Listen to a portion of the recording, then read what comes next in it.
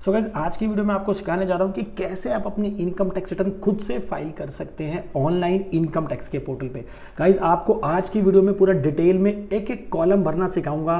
ताकि कि वीडियो थोड़ी सी लेंथी हो सकती है, लेकिन वीडियो आपके लिए बहुत बेनिफिशियल होने वाली है। इससे वीडियो को आपको बहुत फायदा मिलने वाला है। तो हमेशा आपसे रिक्वेस्ट करता हूँ कि वीडियो को आप पूरा देखें और स्किप ना करें।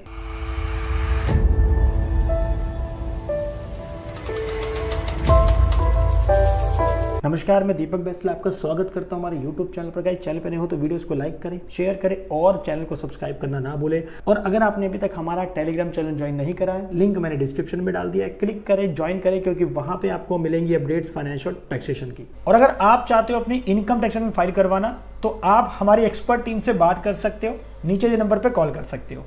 सो गाइस, इनकम टैक्स के पोर्टल पे जाने से पहले मैं आपको बता दूं कि आपके पास क्या क्या डॉक्यूमेंट्स हैंडी होने चाहिए अगर आप ITR 1 फाइल कर रहे हैं। तो जैसे इस केस के अंदर मैं ITR 1 मैंने अभी उठाई है, क्योंकि बहुत ही सिंपल तरीके से आपको बताने वाला हूं डिटेल के अंदर। तो क्या क्या आपके पास डॉक्यूमेंट होने चाहिए? सबसे पहले अगर सैलरीड पर्सन ऑब्वियसली ITR 1 के केस में तो फॉर्म 16 आपके पास हैंडी होना चाहिए। टैक्स सेविंग डॉक्यूमेंट जितने भी आपने क्लेम कर रखे हैं, डिडक्शंस वगैरह क्लेम कर रखी हैं, LIC हो गई, टर्म इंश्योरेंस हो गया, सब के सब डॉक्यूमेंट्स की रिसिप्ट आपके पास होनी चाहिए। और इन केस अगर आपका कोई होम लोन आपने ले रखा है तो उसका इंटरेस्ट सर्टिफिकेट भी आपके पास होना चाहिए। साथ ही बात करूंगा, आपके पास आपने चेक करना है 26 ईयर्स का फॉर्म, AIS TIS, जो कि मैं हमेशा कहता हूं, क्योंकि अगर इन तीनों डॉक्यूमेंट्स के अंदर मिसमैच है तो उस केस में आपको प्रॉब्लम हो सकती है, नोटिस आने के चांस रहते हैं, जो कि आपके फॉर्म 16 से मैच होना चाहिए। तो प्रैक्टिकली आपको दोस्तों लाइव दिखाने वाला हूं वीडियो में सारे डॉक्यूमेंट्स के बारे में। सो गाइज, ये मैंने खोल लिया है डैशबोर्ड पेज, जिसकी भी हम ITR फाइल कर रहे हैं। अब सबसे पहले मैं बात करता हूँ फॉर्म 16 की। तो देखिए, मेरे पास यहाँ पे फॉर्म 16 है हैंडी। आप देख सकते हैं कि मेरे पास यहाँ पे फॉर्म 16 पूरा हैंडी है। 16 हमारे पास पार्ट A है, उसके बाद पार्ट B हमारे पास पूरा हैंडी है हमारी ITR फाइल करने के लिए। ठीक है, अब आपने क्या करना है, साथ में देखना है 26 AS। तो सबसे पहले ई फाइल में जाके income tax return view form 26 पे क्लिक करेंगे, क्योंकि ये सारे डॉक्यूमेंट सबसे पहले आपने डाउनलोड करने हैं। तो कि हम इसको एक एक करके मैच करते हुए चलेंगे कि यहाँ पे मेरे फॉर्म 26 ईयर्स डाउनलोड करना है। तो असेसमेंट ईयर आप सेलेक्ट करेंगे 23-24, क्योंकि मैं आपको सिखा रहा हूँ फाइनेंशियल ईयर 22-23, असेसमेंट ईयर 23-24 के लिए ITR 1 फाइल करना स्टेप बाय स्टेप दोस्तों। तो वीडियो में एंड तक जरूर बने रहे। तो ये मैंने दोस्तों यहाँ पे फॉर्म 26 ईयर्स मैंने डाउनलोड कर लिया है। ठीक है, अब हम बात करते हैं क्या डॉक्यूमेंट मेरा था, AIS और TS के बारे में। तो AIS का हमारे पास यहाँ पे ऑप्शन आ गया है। उसके बाद हम इसको प्रोसीड करेंगे। तो जैसे ही दोस्तों इसको हम प्रोसीड करते हैं तो ये hमें कंप्लायंस पोर्टल पे लेके जाएगा और यहाँ पे आपने AIS क्लिक करना है।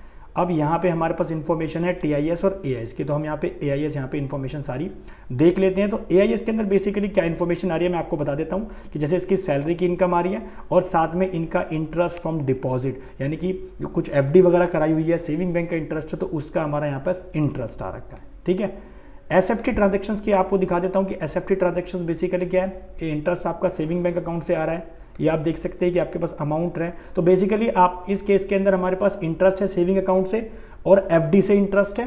ठीक है, और हमारे पास सैलरी की इनकम है, राइट। तो सैलरी की इनकम के लिए हमने क्या, मैंने बताया था आपको फॉर्म 16 हमारे पास हैंडी है और हमारे पास जो भी इन्फॉर्मेशन हमें लेनी है वो AIS TIS से हम ले सकते हैं। सो गाइस, अब स्टार्ट करते हैं हम आगे का प्रोसेस। तो मैं आ गया हूं डैशबोर्ड पेज पे। तो आपने क्या करना है, ई फाइल में जाके income tax return file income tax return पे क्लिक करना है। सेलेक्ट करना है अपना असेसमेंट ईयर 23-24, करंट की बात करूं, ऑनलाइन हम फाइल करने वाले, कंटिन्यू पे क्लिक करेंगे। अब आपने करना है start new filing, fresh filing हम करने वाले हैं। इंडिविजुअल का केस है, हम कंटिन्यू करेंगे।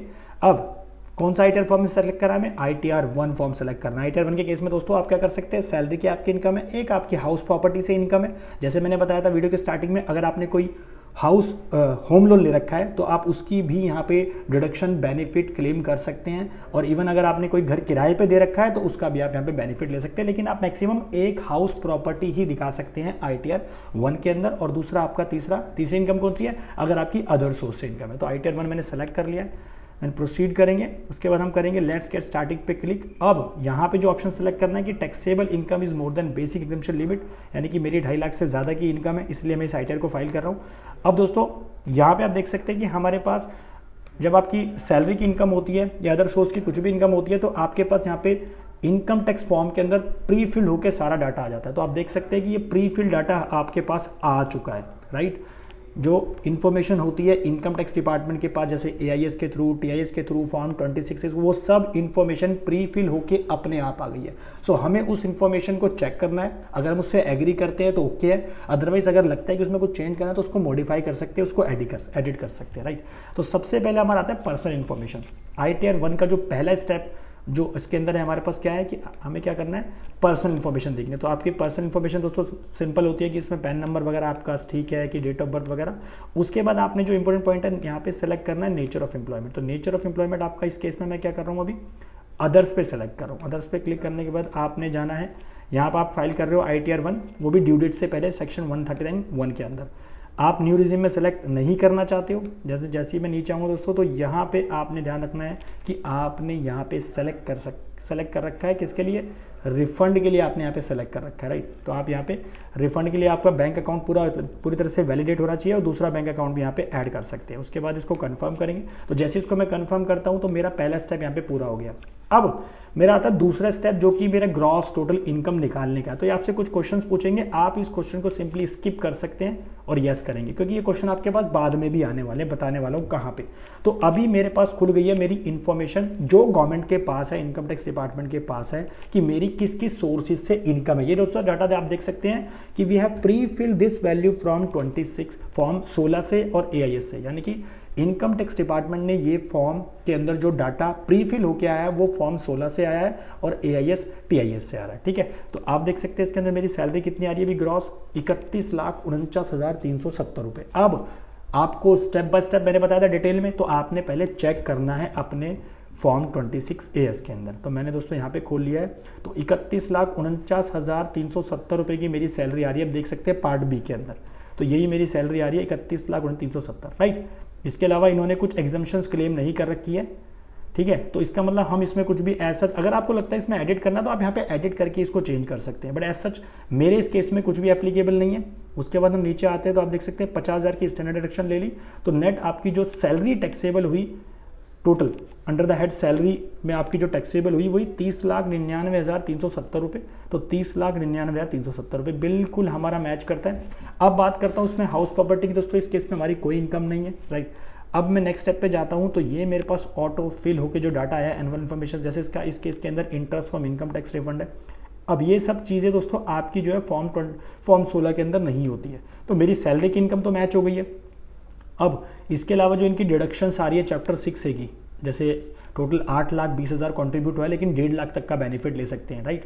तो वो हम यहाँ पे आपकी डिडक्शंस वाले कॉलम में आएंगे, उस पर नेक्स्ट स्टेप पे बात करेंगे। सो फिलहाल अभी हमारे पास जो भी ये अदर सोर्स की इनकम आई है, income tax refund, deposit from से, मेरे से किसी ने क्वेश्चन पूछा था सर कि फॉर्म 16 के अंदर हमारी ये सब इन्फॉर्मेशन क्यों नहीं होती है। देखिए आप एक अप्रोक्सीमेट जब अपना फॉर्म वगैरह सबमिट करते हैं अपने एम्प्लॉयर के पास, तो वहाँ पे आप डाल सकते हैं कि कितना आपका एग्रीगेटेड होने वाला है, आपकी FD से इंटरेस्ट है, सेविंग अकाउंट से, वो आप एक आप जो है अमाउंट वहाँ पे मेंशन कर सकते हैं, ऐसी कोई दिक्कत वाली बात नहीं है, राइट। तो इस केस के अंदर अभी जैसे मेरे पास प्री फिल होके आ रहा है कि इनकम टैक्स रिफंड के ऊपर इंटरेस्ट मुझे इतना मिला था, मेरे डिपॉजिट यानी कि जो मैंने FDs करा रखी है उसके ऊपर मेरा इंटरेस्ट इतना मिला था, और मेरा सेविंग बैंक अकाउंट का इंटरेस्ट है तो उस पर मुझे 3,01,150 का इंटरेस्ट मिला था। गाइज इस केस के अंदर जिनकी मैं ITR फाइल कर रहा हूँ उनकी एज जो है अबव 60 ईयर्स है, तो इस केस के अंदर उनको बेनिफिट मिलने वाला है। बताओ किस चीज़ का बेनिफिट मिलने वाला है, इंटरेस्ट। अगर उनके पास इंटरेस्ट की इनकम आ रही है टाइम डिपॉजिट से, फिक्स डिपॉजिट से या फिर सेविंग बैंक अकाउंट से, तो किस चीज़ की उनको डिडक्शन मिलने वाली है, कमेंट करके ज़रूर बताना वीडियो में अगर आपको पता है।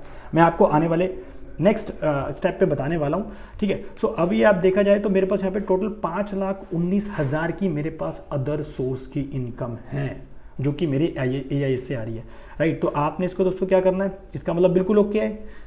अब आपको कैसे पता कि ओके कि नहीं देखा, इसलिए मैंने क्या बोला आपको, हमने यहाँ पे खोल लिया AIS। तो AIS में दोस्तों आप देख सकते हैं कि मेरे सेविंग बैंक अकाउंट का जो इंटरेस्ट है 1,46,000, 1,14,000, और 40,000, तो इन सबको मिला के अप्रॉक्सीमेट मेरे पास कितना अमाउंट आ रहा है, इन सबको मिला के अप्रॉक्सीमेट मेरे पास 3,01,150 का सेविंग अकाउंट का इंटरेस्ट आएगा, और जो मेरे पास डिपॉजिट यानी कि जो मैंने FD करवाई है 2,15,356 रुपये का, आप देख सकते हैं 2,15,356 का मेरे पास यहाँ पे क्या अमाउंट आ गया जो मेरी FD कराई है। अब आप देख सकते हैं कि FD जिन्होंने कराई है वो कितनी कराई है दोस्तों, ये 15 लाख नहीं है, ये 1.5 करोड़ रुपए की एफडी कराई है। तो 1.5 करोड़ की एफडी अगर आप कराते हो तो मैंने अपनी इस वाली वीडियो में पूरा डिटेल में समझाया हुआ है कि अगर आप एक एफडी लिमिट से ज़्यादा कराते हो, जो कि लिमिट क्या है 10 लाख के बराबर, उससे ज़्यादा की 1 साल में एफडी करा रहे हो, तो उस केस में बैंक ना उस ट्रांजेक्शन को रिपोर्ट कर देगा इनकम टैक्स डिपार्टमेंट को, जो कि इस केस के अंदर हुआ है।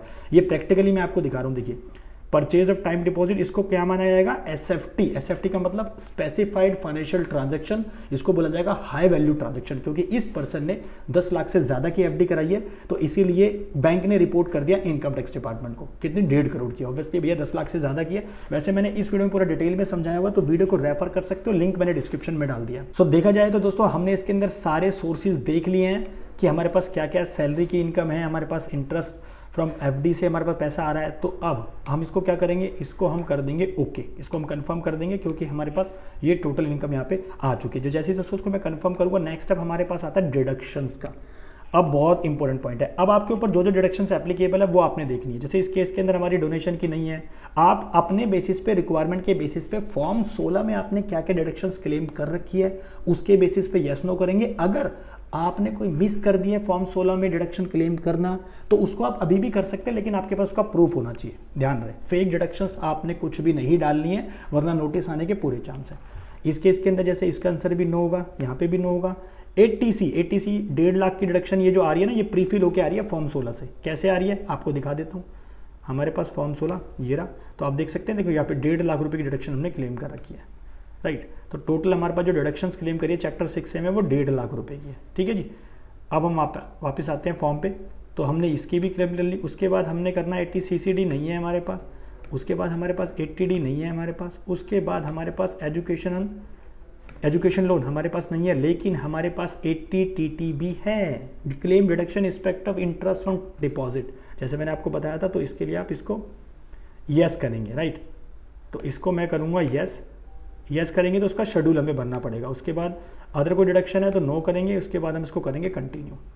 तो जैसे इसको मैं कंटिन्यू करता हूँ, तो ये हमें लेके आएगा अब शेड्यूल्स के ऊपर, जैसे जो हमने यहाँ पे ऑप्शन सेलेक्ट करे थे डिडक्शंस की डिटेल डालने के लिए, ठीक है। तो सबसे पहला तो हमारा 80C 1.5 लाख का आता है पूरा का पूरा। 80D हम यहाँ पे कुछ क्लेम नहीं करें तो डिलीट कर देंगे, डिलीट बिल्कुल करना पड़ेगा, क्योंकि हमारे पास फॉर्म 16 में दोस्तों कुछ भी नहीं है। आपको दिखा देता हूँ प्रैक्टिकली, 1.5 लाख की मैक्सिमम डिडक्शन है। 80D में हमारे पास यहाँ पे कुछ भी नहीं है। देखिए 80D में मेरे पास यहाँ पे 80D में कुछ भी नहीं है। ये देखिए, ये वाला deduction respect of health insurance premium 80D में 0 है, तो इसलिए हम वहाँ पे हम 0 क्लेम करेंगे, उनके पास नहीं है, ठीक है। तो हमने वो वाला पॉइंट हटा दिया। अब नेक्स्ट 80 CCD भी हमारे पास नहीं है, 80G भी हमारे पास नहीं है, लेकिन हमारे पास 80 TTB है, तो इसको यहाँ पे हम ऐड करेंगे 80 TTB। अब 80 TTB के अंदर हम सीनियर सिटीजन के केस में कितना ले सकते हैं डिडक्शन? दोस्तों हम ले सकते हैं सीनियर 50,000 रुपये। सीनियर सिटीजन अगर कोई 60 साल से ऊपर की उम्र है उनकी, और उनका कुछ भी इंटरेस्ट इनकम आया है सेविंग अकाउंट से, डिपॉजिट से, एफडी से, टर्म डिपॉजिट से इंटरेस्ट मिला है, तो सीनियर सिटीजन्स को 50,000 रुपये तक का अमाउंट वो क्लेम कर सकते हैं। तो यहाँ पे एलिजिबल डिडक्शन मेरा कितना हो गया? 50,000। मैं इसको ऐड करूँगा, तो जैसे ही मैं इसको ऐड करता हूँ, अब मेरे पास टोटल डिडक्शंस हमने यहाँ पे डाल दिया, राइट। इसके अलावा इनमें यहाँ पे कोई डिडक्शंस हमारे पास नहीं है, तो टोटल हमने यहाँ पे 2 लाख की डिडक्शन ले ली। अब देख सकते हैं यहाँ पे इसने वार्निंग दिखा दी है कि आपने जो चैप्टर 6A की डिडक्शन डाली है ना, वो आपके जो एम्प्लॉयर ने आपके जो फॉर्म 16 में दिखाई है उससे ज़्यादा ले रहे हो। ऑब्वियसली क्यों?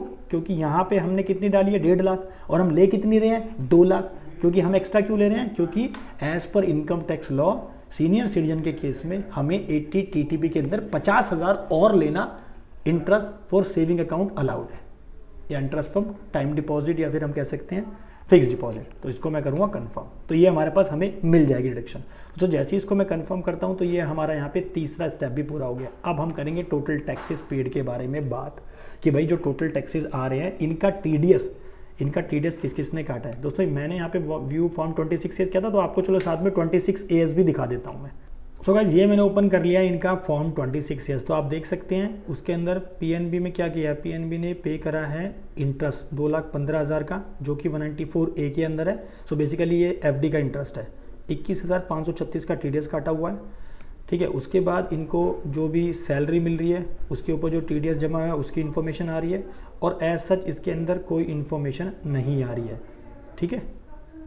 पहले इसके अंदर दोस्तों फॉर्म 26S में SFT स्पेसिफाइड फाइनेंशियल ट्रांजैक्शन जो मैंने बताया था हाई वैल्यू ट्रांजैक्शंस की डिटेल आती थी, लेकिन अभी वो AIS में आने लगी। जैसे इस पर्सन ने क्या किया है, 1.5 करोड़ की FD करवाई है, तो वो हाई वैल्यू ट्रांजैक्शन में गिना जाएगा जिसको बैंक ने रिपोर्ट कर दिया, तो अभी वो AIS में शिफ्ट हो गया, पहले 26S में आती थी।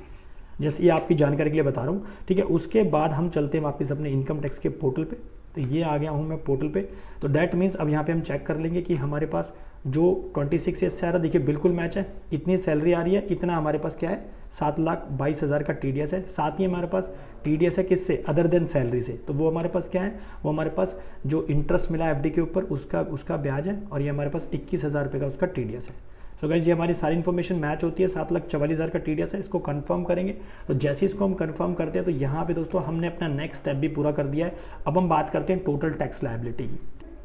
सो गाइस अब हमारे पास नेक्स्ट स्टेप है, ये आपको दिखा रहा है कि आपका टोटल टैक्स लायबिलिटी कितनी बनी, जो आपकी टोटल आपने इनकम दिखाई। सो यहाँ पे तो ऊपर दिखा रहा है कंप्यूटेशन ऑफ इनकम कि आपकी ग्रॉस टोटल इनकम कितनी है, 36,18,000। डिडक्शंस आपने 2 लाख की क्लेम कर ली, टोटल इनकम आपकी 34 लाख रुपए आ गई।